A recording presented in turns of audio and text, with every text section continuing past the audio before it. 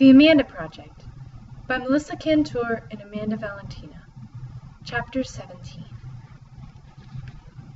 I felt really tough and confident when I told Hal we'd be using the key Amanda gave me to break into Thornhill's office. But sitting in the library with the vice principal staring at us, I couldn't help feeling like even thinking about breaking a school rule was a very, very bad idea. It didn't help my confidence when Jason, Phipps, and Todd Markham walked in to serve their detention. Mr. Thornhill called them over to the desk in the front of the room and said something to them very quietly, something I'm pretty sure included the word expelled. Jason and Todd are juniors, and they hang out with this pretty rough group of kids who are always getting in trouble for throwing wild parties after the Enders win a game. A rare event, I'll grant you. I wondered what they were in for today, since football season was long over. Whatever it was they'd done, could it be worse than breaking into the vice principal's office and going through his stuff in search of a student's classified folder and surveillance footage? I highly doubted it.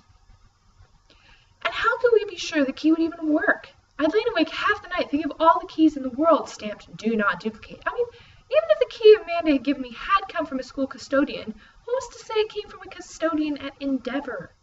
Amanda had said they moved around a lot. Maybe the key opened another vice principal's office, one at a high school in Minnesota or Missouri, a junior high in Oklahoma, an elementary school in Maine. How would Amanda have gotten a key to Thornhill's office, and why would she have given it to me? By the time the sky had started to get light, my definite feeling that Amanda had somehow known I'd need a key to Thornhill's office someday and therefore given me one, without, of course, telling me what she'd given me, was so wobbly it wasn't even funny. Or it was funny. I was too tired to be clear on the difference, but either way, there was one thing I was sure of. The key had been sitting in the bowl on my dresser with my loose change and random hairbands for the past few weeks, was definitely not the key to Thornhill's office. I put it in my backpack last night while I was still suffering from the delusion that Amanda had literally handed me the key to solving our problem, and now I couldn't figure out why I'd bothered. I'd planned to tell all this to Hal and Nia outside the school first thing in the morning, planned to tell them we needed to go back to square one and figure out a different way to get into Thornhill's office, but even though I arrived half an hour early, so had Mr. Thornhill. And when Nia and Hal showed up, there was no way to pull them aside and tell them I'd had a change of heart, especially with the vice principal standing right there and watching us like a hawk. There were only 5 of us in detention, and Mr. Thornhill put each of us at our own table in the quiet study area of the library. Me behind Hal, Nia over to my left, which meant even if I did have the key to Thornhill's office, which I so clearly did not, how were the 3 of us supposed to coordinate a break-in when we couldn't talk to one another? And did Nia even know about the plan? Hal said he'd call her, but there was no way to know if he had. I needed to get a note to Hal. I reached into my bag for my scribble book and flipped through it in search of a blank page. When I found one, I wrote, "Plan is off. Key's a dud." Just writing it made me feel better, calmer. We'd reconvene and figure out some other way to get our hands on the surveillance footage and her file.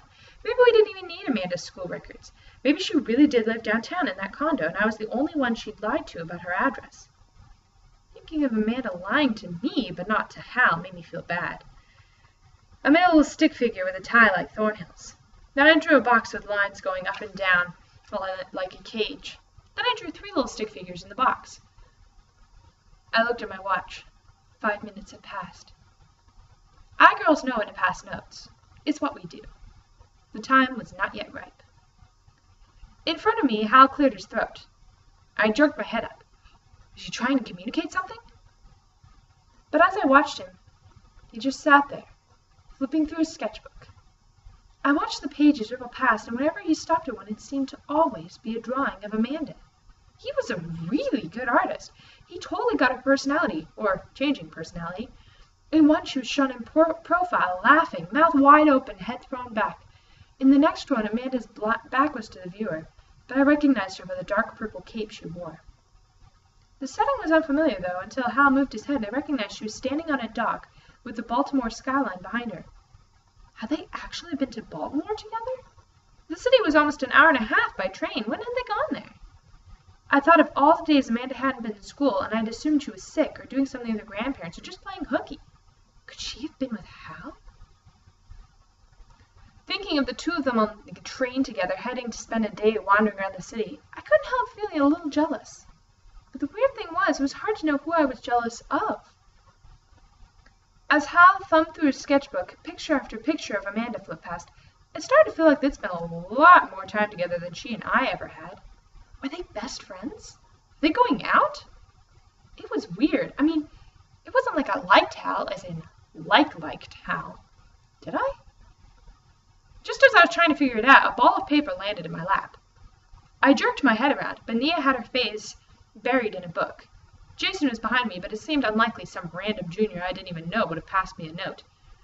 Todd had his head on the table in a way that definitely gave me the impression he was asleep. Without looking down at the crumpled sheet, I unfolded it and smoothed it out against my scribble book, keeping a studied look of innocence on my face.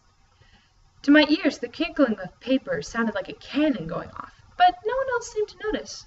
Mr. Thornhill was reading a newspaper. Hal was still focused on his drawings. "Give me the key. Destroy this note. Nia." Oh, well, this was brilliant. I glanced at Nia, but she was still looking at her book. Okay, first of all, even if I thought I would open Thornhill's office, how was I supposed to get her the key? Just stand up, walk over, and hand it to her? Mr. Thornhill. "Callie, what are you doing?" Me. "Oh, nothing, sir. Just handing Nia the master key to the school so she can break into your office." Thornhill. "Well, in that case, carry on." Me. "Thank you, sir. I will do that." I started ripping small shreds off the corner of the note. The first 2 times I tore off a piece, no one seemed to notice, but the 3rd time Mr. Thornhill stood up. "Could whoever is doing that to the paper please stop?" Noticing Todd's head on the table, he went up and stood over to him. "Todd?" Todd stirred but didn't sit up. Mr. Thornhill slapped the desk and Todd jerked his head up. "What?" he said, looking around in a panic. "Ah," said Mr. Thornhill, "much better. Now, if you have nothing to do and nothing to read, I suggest you avail yourself to one of the marvelous texts that surround us in this most sacred of spaces, a library." "What?" asked Todd, either because he was still asleep or he didn't know what Mr. Thornhill was talking about. "I said do your homework or read a book, Markham, or anticipate another Saturday like this one in your immediate future." Mr. Thornhill went back to his desk, and Todd sat where he was for a minute. "I mean now, Todd."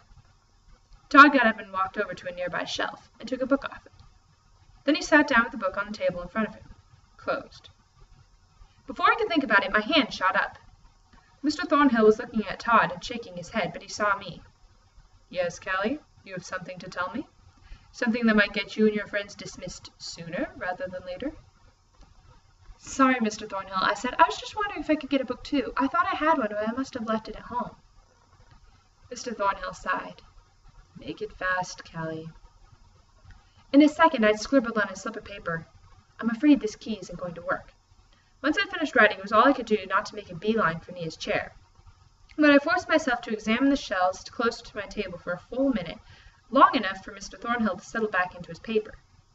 Polio, the race to the cure, the silent measles epidemic. "So, you want to be a doctor?" Hoping I looked like someone in search of a good read, I turned around and made my way across the aisle to the bookshelf nearest Nia. W.H. Auden, America's Poet, Collected Works of Emily Dickinson. As if it were on fire, I could feel the outline of the key burning through my jeans and into my skin. Colossus. Ariel. As I squatted down, I slid the hand holding my note into my back pocket. Just as my fingers touched metal, Mr. Thornhill said, "Have a seat, Callie." My fingers closed around the key, and I slipped it out of my pocket. "I'm just looking for this one book," I said, grabbing a small blue book off the shelf. I stood up, and as I did, purposely dropped the book so it slid under Nia's table. Bending down to retrieve it, I put the key and the note on the floor right by her foot. She acted like she hadn't noticed, and I wondered if maybe she really hadn't. Well, wouldn't that just be great? We'd sit here all day with both Nia and Hal getting more and more pissed off at me for not having delivered the key to her when the whole time it would have been sitting on the floor next to her. Should I try to whisper her? Could I just hit floor or something, and maybe that would be enough to... "Police Deliri, that is enough," boomed Mr. Thornhill. "Take your seat now." I stood up. Nia gave no indication that she'd noticed anyone within a 10-foot radius of where she was sitting, much less that she'd felt or heard a small metal key fall next to her shoe. Could she really have that much focus, or was her failing to acknowledge my being right next to her proof that she did notice? I went back to my seat, holding the collected poems of W.B. Yeats tightly in my hand. I sincerely hoped it would be interesting enough to distract me. Within 15 minutes had passed, I was pretty sure that Nia had no idea she had the key. When 20 had passed, I started wondering how I was going to phrase and get a second note to her. Nia, I'm sure the key doesn't work, but if you want to try it anyway, it's on the floor by your foot with a note that says basically the same thing. Oh, destroy this note and that one too. Mr. Thornhill had finished his paper and was sniffing around our tables like a guard dog checking on his prisoners. My face was buried in something called the Wild Swans at Cool, but I had no idea what the Wild Swans were doing or where Cool was. Mr. Thornhill, may I use the bathroom? Nia's hand was in the air, but she didn't wait for him to call on her. Make it fast, said Mr. Thornhill. I turned to watch her slip her bag off the back of the chair and put it over her shoulder. Just as I was wondering whether Nia knew she had the key or whether she really did have to go to the bathroom, she passed by my table. Nice, she buzzed. She was so quiet that it took me a second to realize she'd said anything. Then the door of the library swung shut behind her, and she was gone.